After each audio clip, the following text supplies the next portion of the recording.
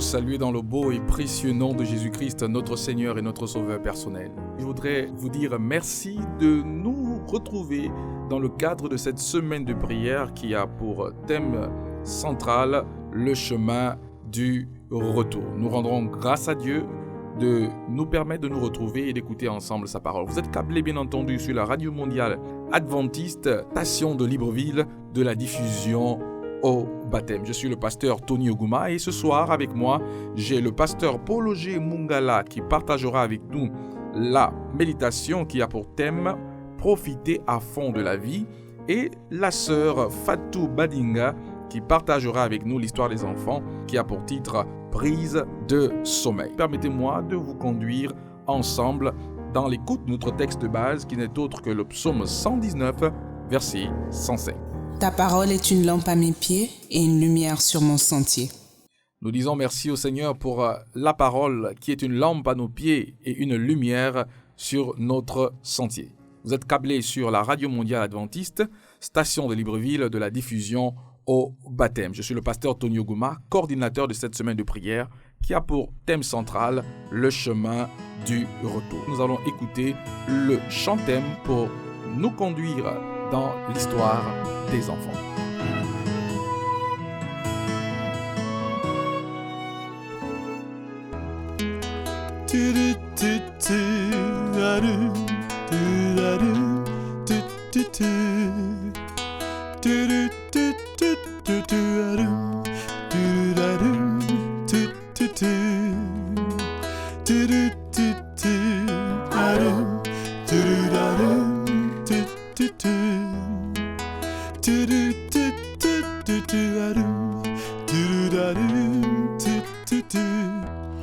Oui, je m'en irai un jour, loin de ce monde de souffrance. Un jour,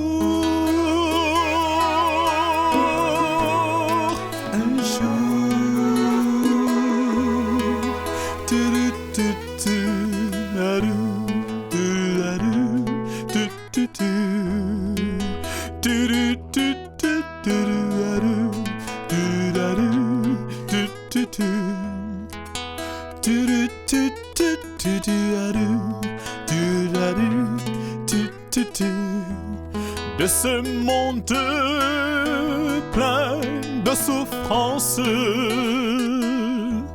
de ce monde plein d'hypocrisie, oui, je m'en irai. L'histoire des enfants de ce soir nous est rapportée par la sœur Fatou Badinga et le titre de l'histoire des enfants est prise de sommeil. J'espère que les enfants sont câblés pour nous écouter. Bonsoir, sœur Fatou. Bonsoir, pasteur. Nous vous écoutons pour l'histoire des enfants. Bonsoir, les amis. Notre histoire a pour titre prise de sommeil. Notre verset de base se trouve dans 1 Corinthiens, chapitre 3, versets 16 et 17.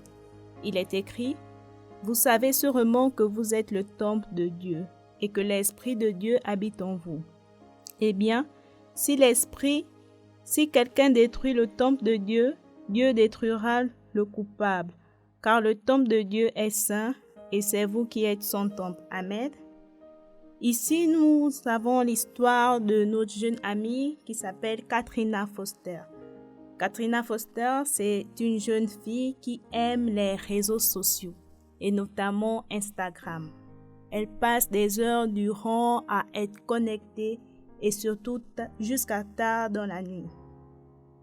Sa mère, un jour, lui a toujours répété de ne pas rester tard connectée et d'aller dormir. Et plus tard, le lendemain, elle viendra terminer ce qu'elle a à faire.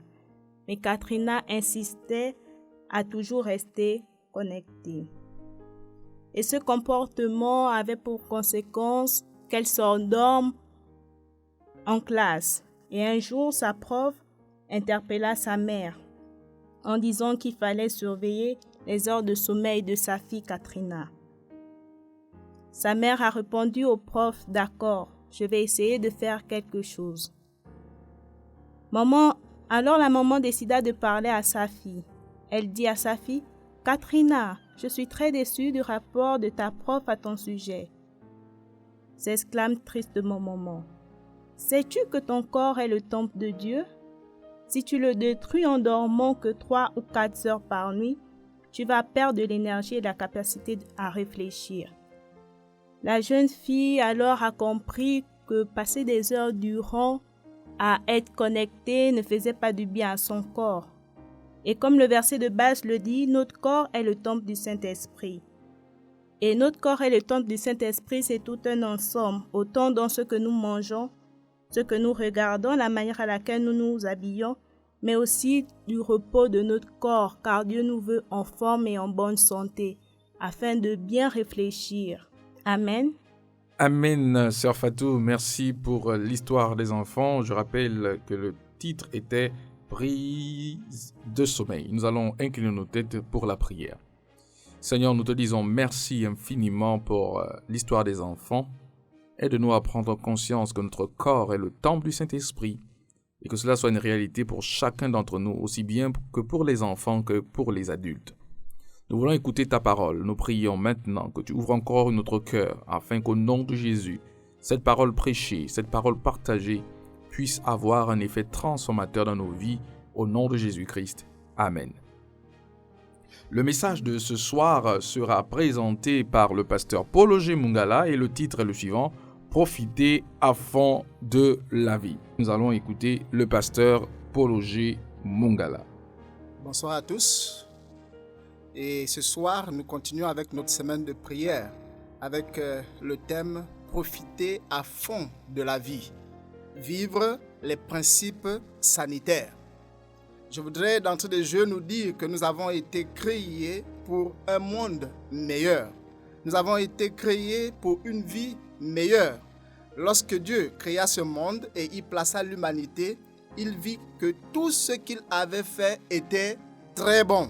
Cela est écrit dans le livre de la Genèse au chapitre 1, le verset 31.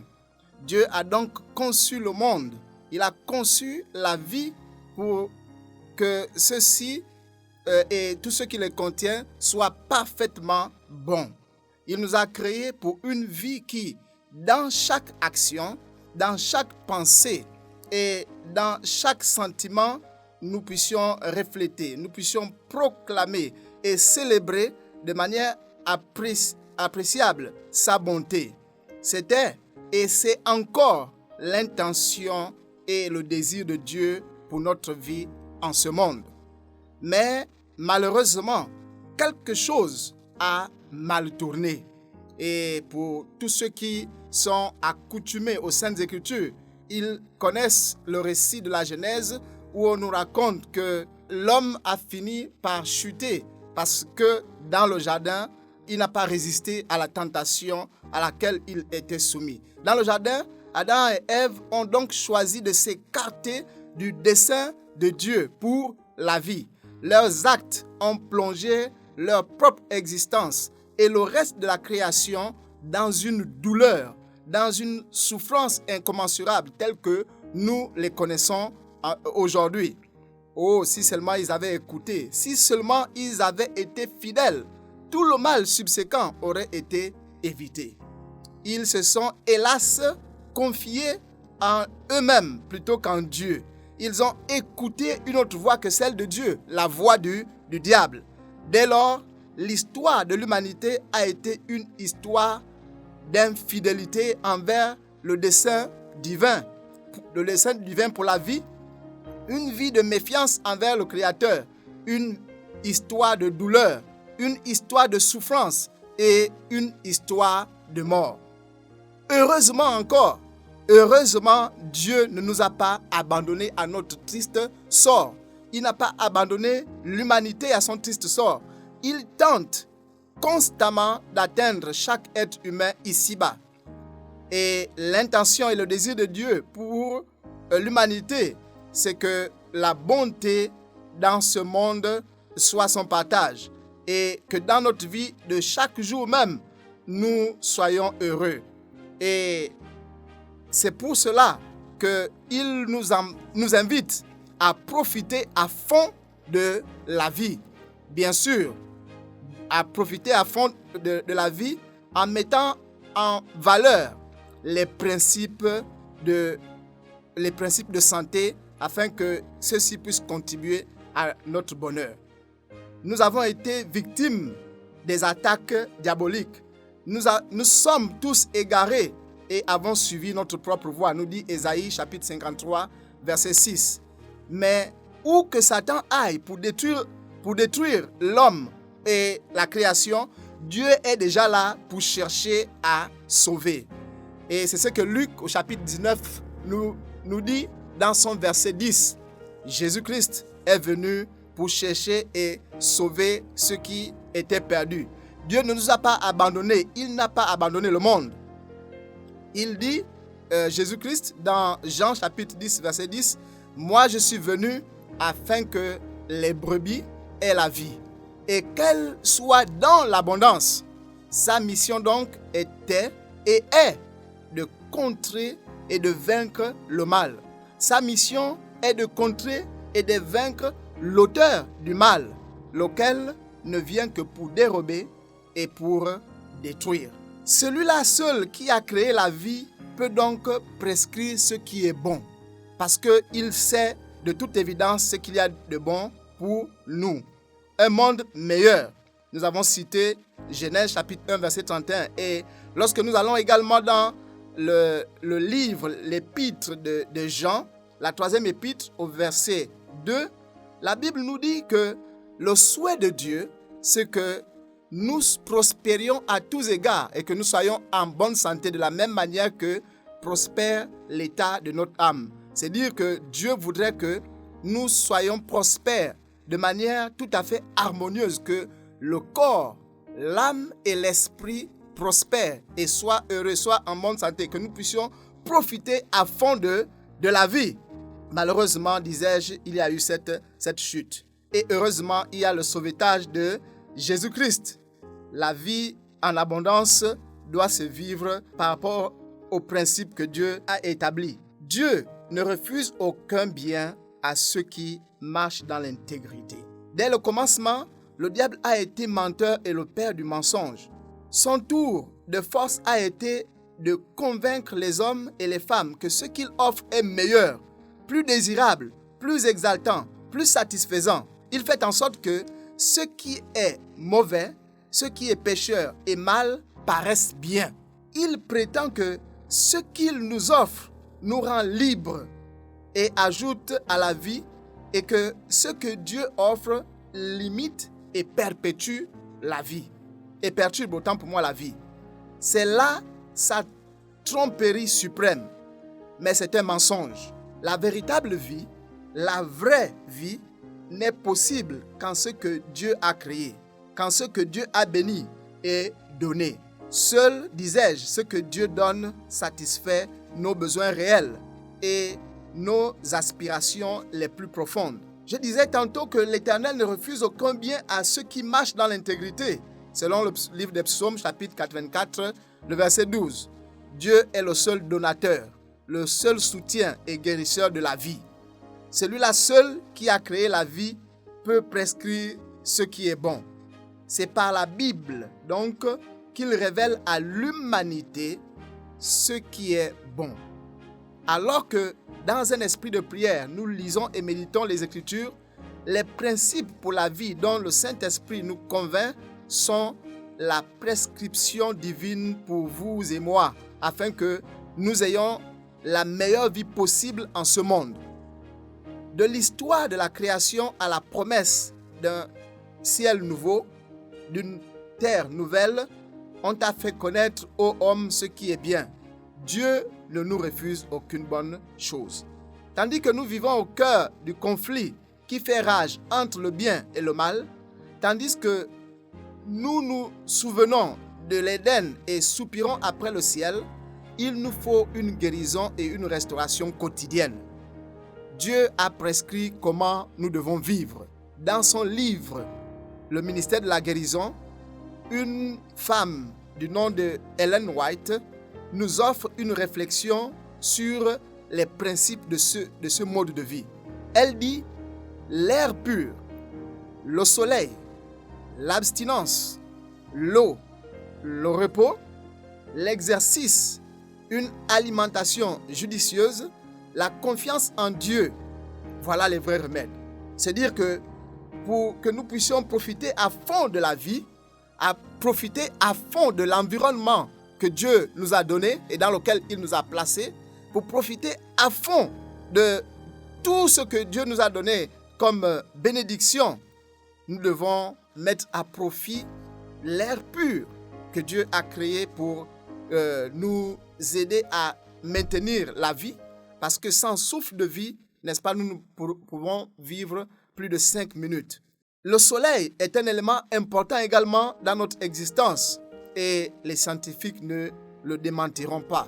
Le soleil, c'est celui qui entretient notre peau, qui entretient les plantes qui germent et qui sont produites pour notre bien-être et qui donne des vitamines à ces plantes afin que nous puissions les consommer sans aucun danger. L'abstinence pour tout ce qui est nuisible fait en sorte que notre vie soit prolongée. L'eau est un élément très important pour notre vie également. Le repos est aussi important et l'exercice, une alimentation judicieuse et la confiance en Dieu surtout, dit Ellen White, voilà les vrais remèdes. Comme ces principes de vie saine sont attaqués, elle avertit tout ce qui contribue à détruire les énergies physiques, tout ce qui contribue à détruire les énergies mentales, tout ce qui contribue à détruire les énergies spirituelles. Tout cela est un péché. On ne peut obtenir la santé qu'en obéissant aux lois établies par Dieu pour le bien des hommes. Elle ajoute, il faut expliquer aux hommes que le chemin des commandements de Dieu est aussi celui de la vie. C'est le Seigneur qui a établi les lois de la nature. Et celles-ci ne sont pas des exigences arbitraires, car toute défense d'ordre physique ou moral implique une promesse. Si nous y obéissons, nous aurons part à cette dernière.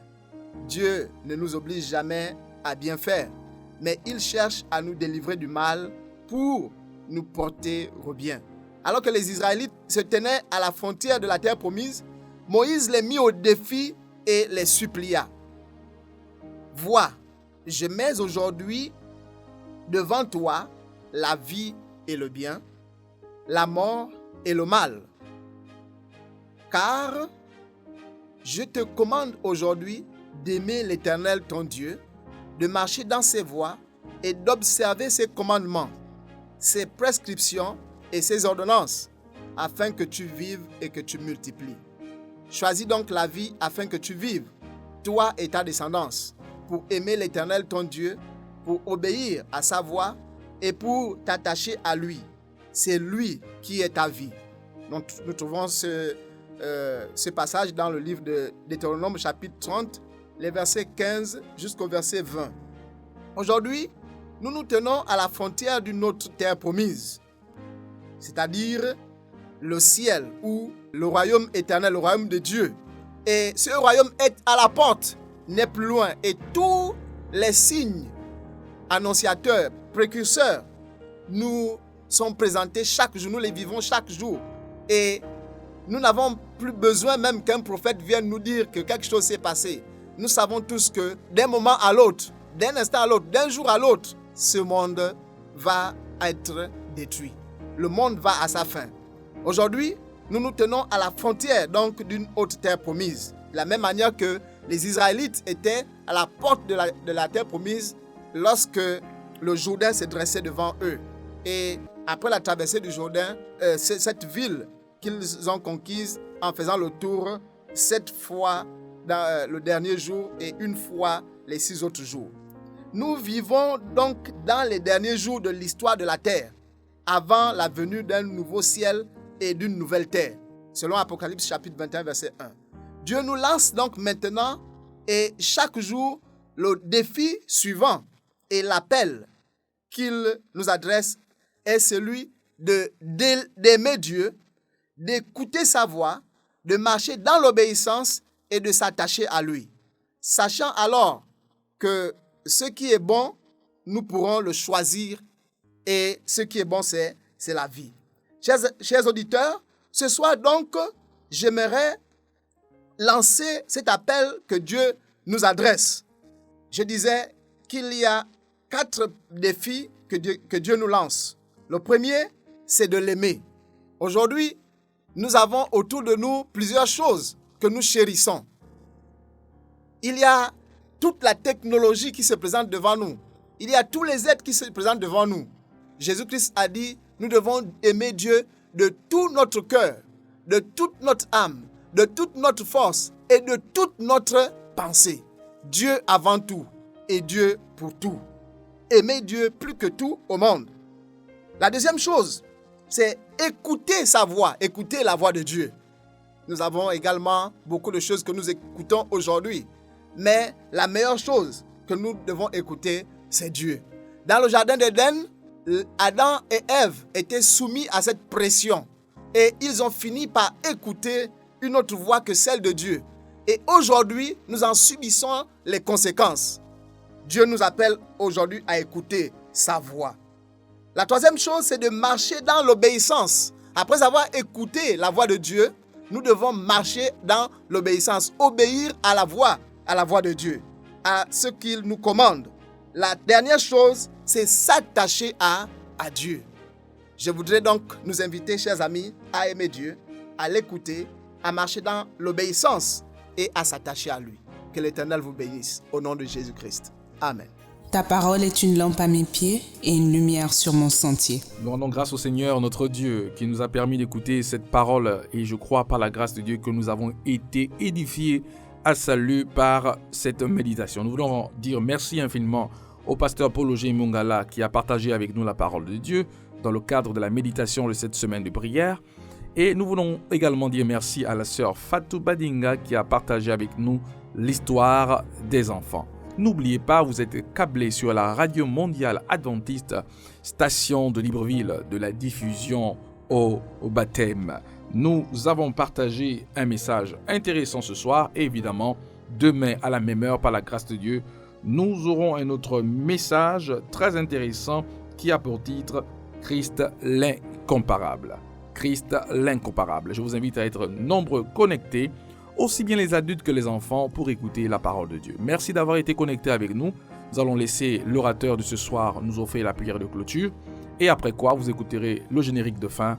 Je vous dis demain, à la même heure, au nom de Jésus-Christ. Ta parole est une lampe à mes pieds et une lumière sur mon sentier. Seigneur notre Père, nous te remercions infiniment pour ce message que tu nous as adressé ce soir. Nous savons désormais que tu voudrais que nous puissions profiter pleinement de la vie et de la création que tu nous as donnée.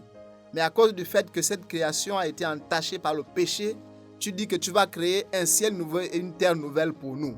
Et tu nous appelles à suivre tes voies, à marcher dans tes voies, en écoutant ta parole, en la mettant en pratique et en t'aimant de tout notre cœur et de tout notre être. Nous te prions, aide-nous à nous attacher à toi par-dessus toutes choses et conduis-nous dans ton amour au nom de Jésus-Christ. Amen.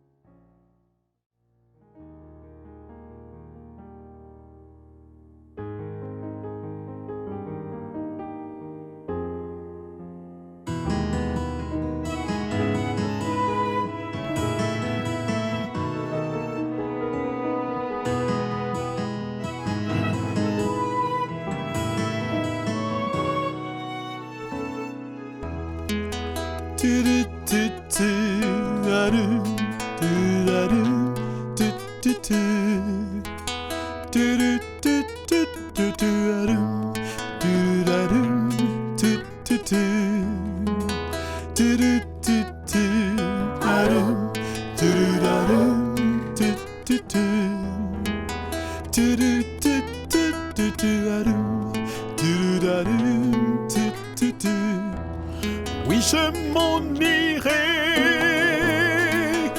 jour, loin de ce monde de souffrance, un jour,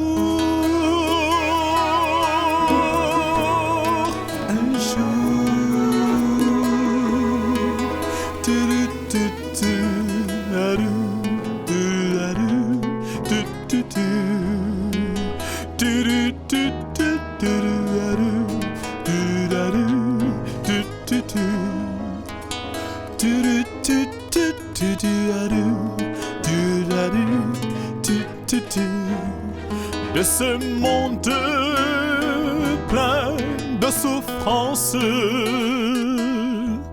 de ce monde plein d'hypocrisie, oui, je m'en irai.